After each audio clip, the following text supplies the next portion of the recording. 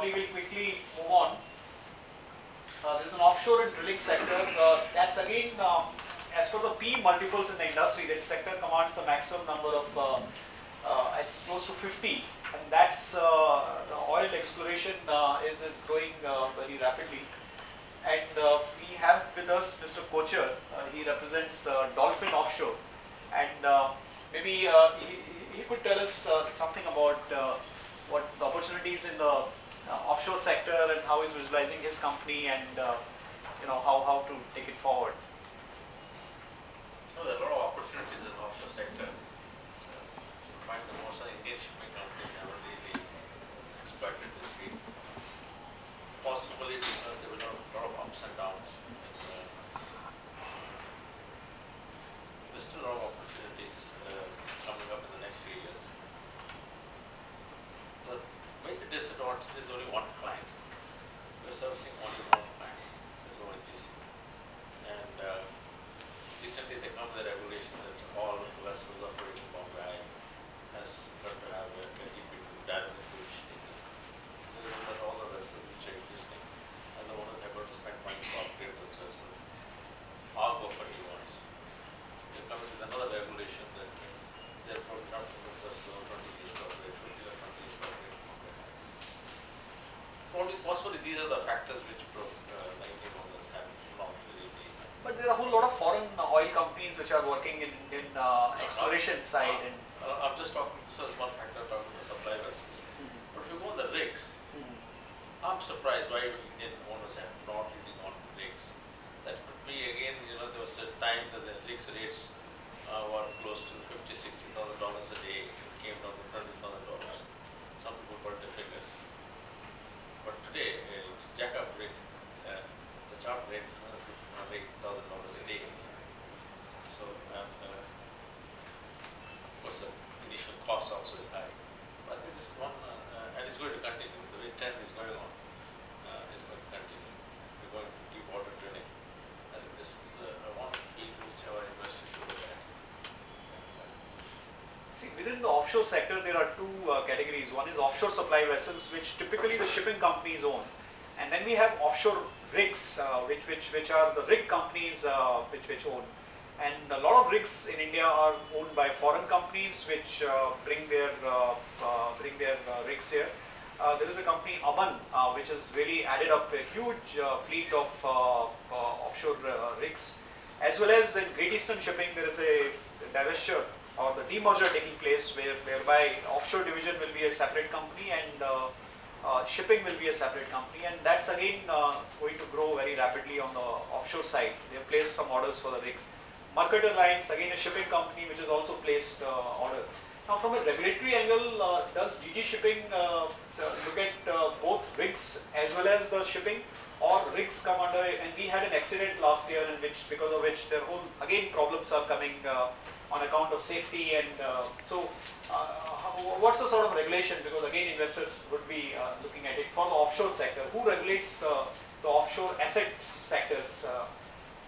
Which is as far as the ships are concerned, any floating assets are concerned, that are treated as ships. Technically they come under the title of shipping, and the fixed assets, they are under the Ministry of Petroleum. So DG Hydrocarbon is the controlling authority for regulatory safety authority for those things.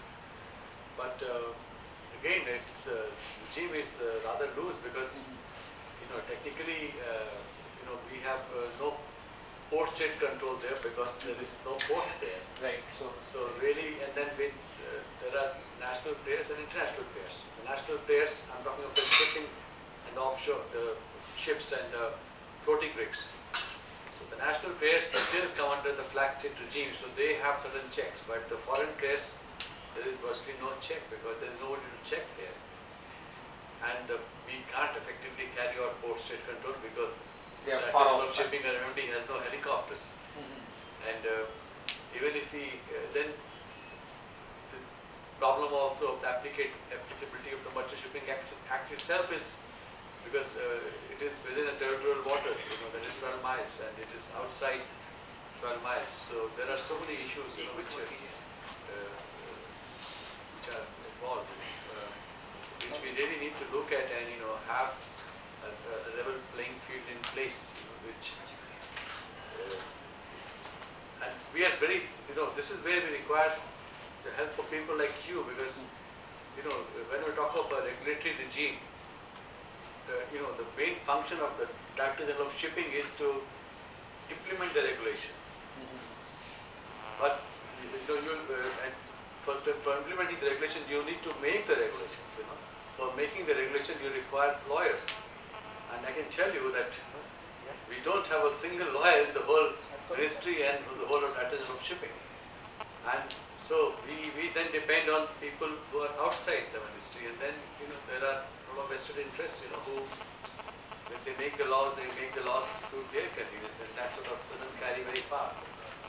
So if there is a group of like this under this roof, they get together various interests, and then they draft some kind of legislation, and then put it to the government, and then that would sort of help us, in covering all areas of concern. That we can put it on the website and take feedback and legislate it.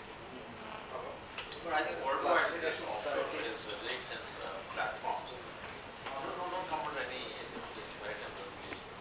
No, but if there is a spillage or the kind of accident which happened, ONGC, who has to supervise that? And I mean, there's a loss of life, there is a loss of marine environment. There could be. This is what happens. See, there was virtually no regulation. The ONGC, everybody was happy, and then there is a huge accident, and then the pendulum swings right on the other side. And now, you just now mentioned, sir, that they want all the ships to be compliant with certain conditions, and then suddenly overnight, the cost of investing in the ships has gone tremendously high. So this is the kind of risk what we're talking about. This is the kind of thing which the investors don't want. So if ab initio there is a transparent policy, there is a regulatory regime which is known and which is acceptable, which is as per international standards, then the investors will feel more comfortable. These rigs and platforms are certified. Presently, the certified by class societies, but there are other independent bodies which are internationally recognized. So it's not that they're not certified; they are certified. But as he says, because of certain legal involvement, they don't come under. They're neither in the port, they're neither in this area. So like the offshore supply vessel which hit the rig, apparently the dynamic positioning of equipments were not there or not working, etc. No, it was there actually. What happened? Yeah. DP, it was DP naval vessel. When for some reason there was some fire on the fire of the vessel. on the rig. On the rig there was some fire. Rig, there was a fire. That wire, the cable got damaged. So though it had the DP enabled vessel, it was a DP. It didn't work because that cable got damaged. It's a lot to do with the operators also. I don't think we have the right Oh, in this accident, I'll just briefly say, because we did the investigation, so I mean, this is known, so it's nothing confidential. One of the cook, he cut his finger while chopping some vegetables. He was bleeding very badly, and he had to be landed and shown to the doctor. And there was no doctor on this vessel, so there was a doctor on that rig, on this production.